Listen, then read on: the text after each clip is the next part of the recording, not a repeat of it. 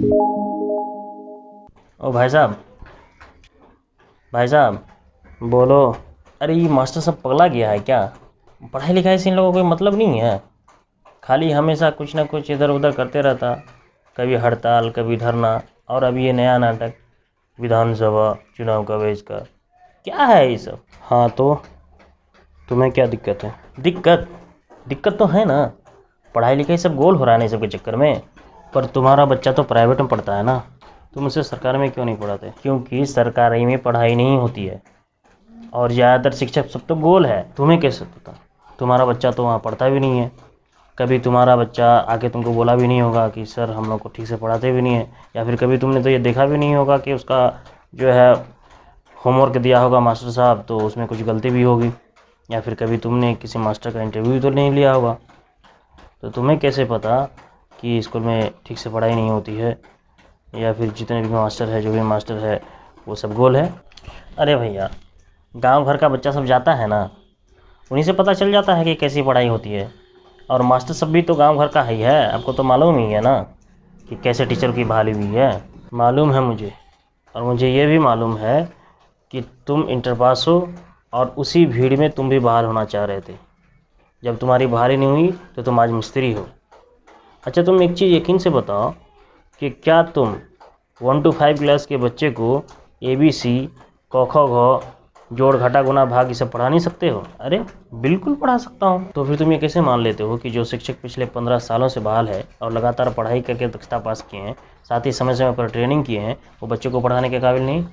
इसके बावजूद भी अगर तुम्हें लगता है कि सरकारी विद्यालयों में पढ़ाई नहीं होती है तो इसके लिए जिम्मेदार तुम भी हो, क्योंकि तुमने कभी दिलचस्पी नहीं दिखाई। क्या तुम कभी ये सवाल लेकर विद्यालय गए कि आखिर विद्यालय में पढ़ाई क्यों नहीं होती? इसका जवाब तलाशने की कोशिश किए। विद्यालय में कौन सी सुविधाएं हैं, कितने शिक्षक हैं, कितने शिक्षकों के पद खाली है, शिक्षक के पद खाली है तो क्यों है, सुविधाएं नहीं है तो क्यों नहीं है, विद्यालय के भवन है कि नहीं? अभी हाल ही का मामला STT का ले लो, रिजल्ट आने से एक दिन पहले परीक्षा रद्द। आखिर ये क्या तमाशा है? फिर भी सब चुप है। आखिर मेरे और तुम्हारे जैसे ही लोगों ने एग्ज़ाम दिया था ना, इन्हीं सब बातों को लेकर तो शिक्षक आंदोलन कर रहे हैं। सरकार तनाशा हो चुकी है। सरकार सबको मानसिक तौर पर गुलाम बना चुकी है। जो कोई भी अपने हक के लिए आवाज़ उठाता है, सरकार उस आवाज़ को अपनी तरफ से बड़ी चतुराई से आम लोगों की तरफ मोड़ देती है और ये साबित करने की कोशिश करती है कि ये लोग आम लोगों के हित के खिलाफ है। और वैसे भी अगर शिक्षक अपना हक मांग रहे हैं तो तुम्हें क्या दिक्कत है? अरे भैया, मुझे इस बात की दिक्कत नहीं है कि टीचर लोग अपना हक मांग रहे हैं। दिक्कत इस बात की है कि वो राजनीति के पेच में फंस रहे हैं। क्या ज़रूरत है उसे ये सब करने की? विधानसभा चुनाव का बहिष्कार, और ये खबर फैला रहे हैं कि विधानसभा चुनाव का बहिष्कार करो। अब आए हो तुम असल जगह पे। देखो, जितना भी चुनाव होता है उसमें सबसे बड़ा योगदान किसका होता है? शिक्षकों का। ये पूरा चुनाव कराते हैं, इनके बिना चुनाव असंभव है।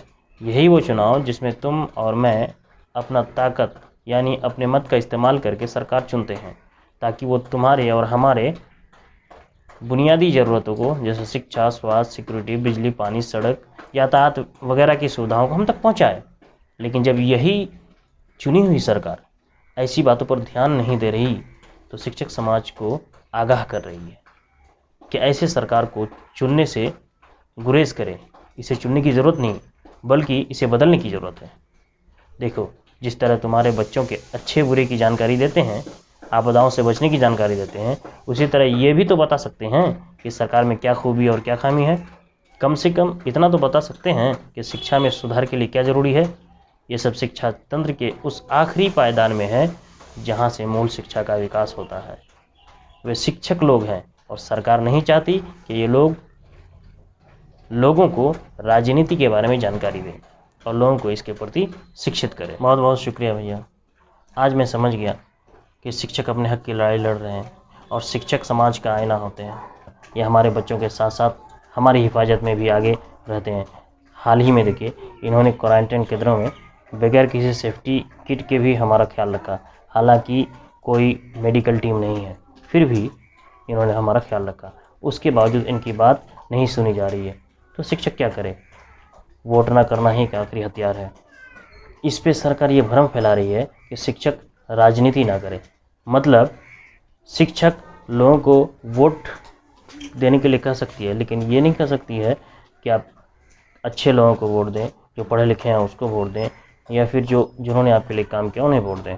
मुझे उम्मीद है कि आप लोगों को भी समझ में आ गया होगा कि शिक्षक हमें आईना दिखा रहे हैं, बस फ़र्क इतना है कि हम देखना क्या चाहते हैं।